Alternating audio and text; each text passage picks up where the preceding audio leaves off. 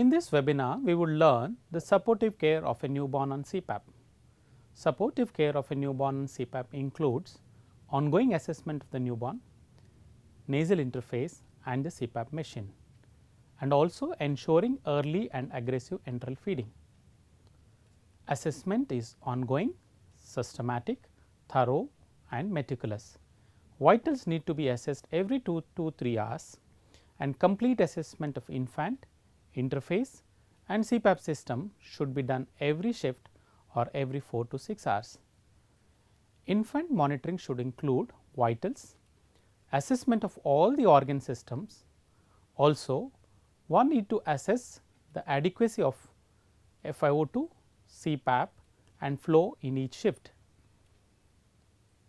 Respiratory monitoring should include assessment of respiratory rate, recessions, chest movements, breath sounds and bubble sounds. An objective assessment of Silverman-Anderson score is very essential, at least in each shift. Infants in any position need to be properly supported by rolls. Repositioning should be done every 3 to 6 hours, promote nesting and avoid excess flexion, extension, rotation of the head and neck. Airway monitoring includes assessment of secretions in the nose and mouth.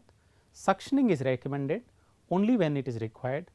When the secretions are thick, moisten the nares with normal saline or sterile water. Ensure the prongs are fit snugly into the nares. Watch for symmetry of nose, blanching of the skin and any skin breakdown. Ensure distance between the columella and nasal prongs. The cap should cover the ears and fit snugly. Watch for twisting of the nasal interface if any. Blanch the tip of the nose and assess for perfusion integrity. Watch for color, perfusion, area of pressure points and areas of skin excoriation. Monitoring of the CPAP system includes recording of the CPAP pressure, FiO2 and flow rate. Bubble chamber should be monitored for bubbling and the water level. Humidifier set in the invasive mode, set temperature of 37 degrees Celsius on the humidifier, adequate water in the chamber, no condensation in the inspiratory limb and some condensation in the expiratory limb are proof of good and adequate humidification. All newborns on CPAP should be fed provided there is no obvious contraindication such as necrotizing enterocolitis or hemodynamic instability. To prevent CPAP belly as shown in the figure, ensure insertion of a orogastric tube immediately after initiating CPAP and keeping the OG tube above the level of stomach and keeping it open most of the times.